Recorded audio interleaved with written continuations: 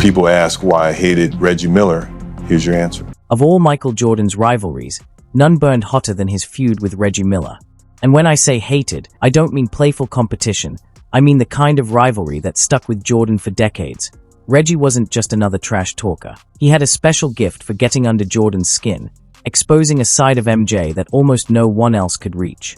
Their battles didn't just get heated, they turned physical. There were words, shoves, and even punches thrown. So why did Jordan despise Reggie Miller more than anyone else? The answer goes way deeper than people think. To understand it, you have to rewind to where it all began. An exhibition game in 1987, Reggie was a fresh-faced rookie, hungry to prove he belonged among the greats. And like every new player, he wanted to measure himself against the standard, Michael Jordan. But unlike most rookies, Reggie made a rookie mistake. He opened his mouth in the first half. Jordan wasn't dialed in. Just 4 points on the board. Reggie saw his chance, and in a moment of youthful overconfidence, he decided to poke the bear. He looked at Jordan and said, You're right, Michael. Who do you think you are? The great Michael Jordan? That's right. There's a new kid on town, right? Imagine having the nerve to trash talk Michael Jordan, a guy in just his third season, already averaging 37 points a game. That takes serious guts, or maybe a complete lack of self-preservation. The wild part. Jordan didn't even react. No shouting, no stay down, no comeback. He just gave Reggie a little smirk, nodded, and walked away. But when the second half started, something flipped, and that smirk turned into a storm. Jordan went from coasting to hunting. Every possession was personal, shot after shot. He dismantled Indiana's defense and reminded everyone exactly who they were dealing with. By the final buzzer, MJ had poured in over 40 points. As for Reggie, he got a lesson he'd never forget. Years later, he admitted that night was the first and last time he ever tried talking trash to Michael Jordan. That game wasn't just an early laugh. It was the spark that lit one of basketball's most intense rivalries. Because from that day on, Jordan didn't see Reggie as just another opponent. He saw him as the rookie who dared to disrespect him, and that was a mistake Jordan would never let go. What started as a harmless preseason joke turned into one of the NBA's most heated rivalries. Every time the Bulls faced the Pacers, the air got thicker. You could feel the tension. But this wasn't just Jordan being competitive. He genuinely had it out for Reggie Miller. By 1993, that tension finally exploded. Reggie wasn't the new kid anymore. He was Indiana's star, dropping 20 a night and becoming one of the league's most infuriating players to face. And not in a casual, talks a little trash kind of way. No, Reggie was relentless. He stuck to you like glue, ran off every screen imaginable, chirped non-stop, and somehow convinced refs to blow the whistle his way. So when the Pacers met the Bulls that March, all that history came to a head. Chicago was chasing their third straight championship, and Jordan was operating at full GOAT mode. But Reggie was tired of being just another name in the Michael Jordan highlight reel. The game got rough, shoves, elbows, trash talk, and then it happened. The moment everything finally boiled over. 1 on 2, 1 on 3, couldn't get it, and put back, no, it did fall. Now Michael Jordan and Reggie Miller having a go at it, and I mean we get fist rolling, here come the benches. Here's the thing about that fight. It wasn't just some random scuffle that broke out in the heat of the moment. For Jordan, it was about something deeper. He lived by an unwritten code. You could compete with him, you could even hit him hard, but you had to respect him. The moment you acted like you were on his level, you crossed a line he never forgave. And Reggie Miller, he didn't just cross that line. He laughed while doing it. That's what made their rivalry burn so hot. If the 1993 fight showed how personal their beef had become, the 1998 Eastern Conference Finals proved just how close Reggie came to rewriting Jordan's story. This wasn't just another playoff matchup. It was Jordan's last dance. The Bulls were chasing their 6th title in 8 years, their dynasty holding on by a thread. And right across from them stood a Pacers team built to dethrone the champs. Reggie had backup this time, Rick Smits in the paint, Mark Jackson running the floor, Chris Mullin stretching the defense, and a young Jalen Rose bringing energy. This wasn't Miller versus Jordan anymore. It was two powerhouses colliding, and the Pacers, for once, didn't blink. The Pacers and Bulls took that series to a brutal 7 games, and every minute of it felt like a street fight in sneakers. Chicago had championship DNA, Indiana had nothing to lose, and Reggie Miller? He thrived in that kind of chaos. Game 4 was pure madness. The Pacers were down by 1, clock ticking away, and the ball found its way to Miller on the wing. And guarding him, of course, was Michael Jordan. The greatest defender on the planet, locked in, glued to him. Most players would have panicked right there. But not Reggie. He gave MJ a sly little shove, just enough space to breathe, stepped back, and launched. Splash. The shot dropped with less than a second on the clock.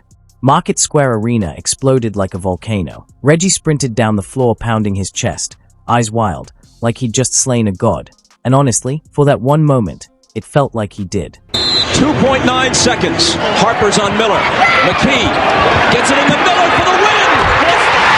That shove became the snapshot of their rivalry, the image that defined years of tension and bad blood. Because really, who else on earth would have the audacity to shove Michael Jordan in a playoff game on national television with everything on the line? Nobody. Absolutely nobody. And the wildest part, there was no whistle.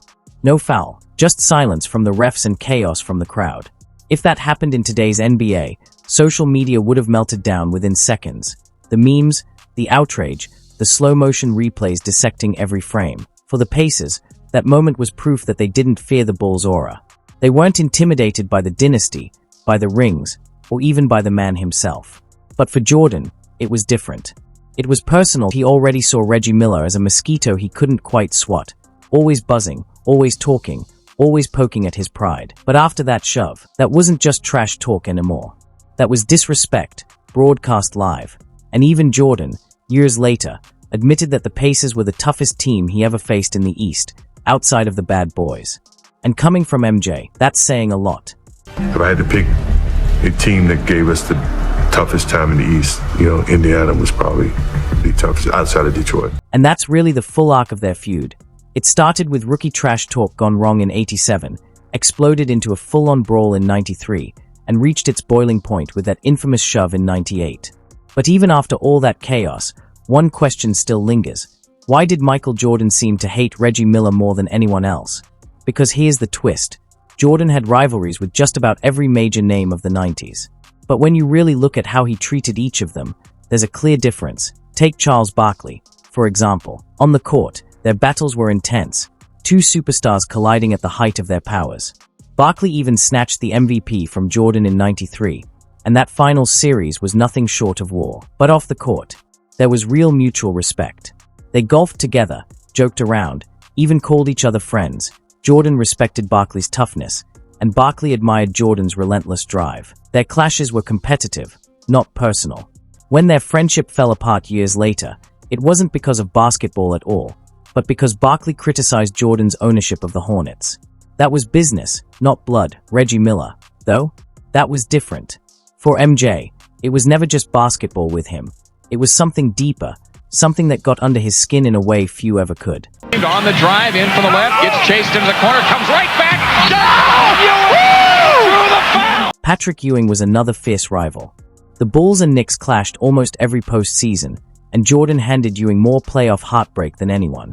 But despite all that, there was mutual respect. Ewing knew he was facing the best, and Jordan admired his toughness and fight. Their battles were brutal, but built on respect, not hate. And that's what made Jordan's feud with Reggie Miller so different. Jordan putting the move on Porter, stopped by Drexler. Then there's Clyde Drexler, the guy the media tried to sell as Jordan's equal. That narrative didn't last long. In the '92 finals, MJ buried it by hitting 6 threes in the first half of Game 1, just to make a statement. Even then, he respected Drexler as a great player. Isaiah Thomas? That was real hatred. The Bulls and Pistons were at war, but it came from mutual competitiveness. Reggie Miller, though, was different. There was no respect, no he made me better, no brotherhood of rivals. To Jordan, Reggie wasn't a threat, he was an irritant, a loud mosquito buzzing around greatness. MJ didn't think Miller had earned the right to poke the bear, yet he kept doing it anyway. And if you think I'm exaggerating, just listen to how Jordan himself described him. People have asked me for years why I couldn't stand Reggie Miller. It wasn't the trash talk or even the way he played. It was the way he carried himself, like he actually thought he was built like me.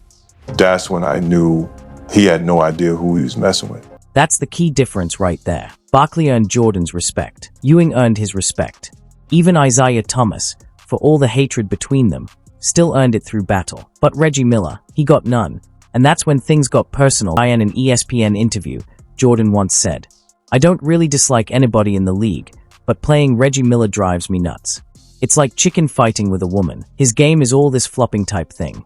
He only weighs 185 pounds, so you have to be careful, touch him, and it's a foul. He's got his hands on you all the time like a woman holding your waist. I just want to beat his hands off because it's illegal. That's not just frustration. That's full-blown irritation. Jordan wasn't complaining about trash talk. He was calling out Reggie's entire style of play as fake and manipulative. To him, Miller wasn't playing real basketball. He was gaming the system. And that chicken fighting line says it all. MJ didn't see him as a worthy rival. He saw him as an annoyance who didn't belong in his arena. But here's the twist. That's exactly why Reggie Miller got under Jordan's skin. He refused to play the way everyone else did. Most players, once MJ started cooking, just kept their heads down and tried to survive. Reggie, he'd hit a three, jog back past Jordan, and whisper something slick in his ear. He'd dig an elbow into MJ's ribs, flop at the first touch, then look at the ref like, "You saw that, right?" He wasn't intimidated. He was irritating, on purpose, and that drove Jordan absolutely insane. Exactly. That shove was more than just a highlight. It was rebellion captured in slow motion. That moment symbolized everything about their rivalry. Michael Jordan stood for dominance, hierarchy, and total control.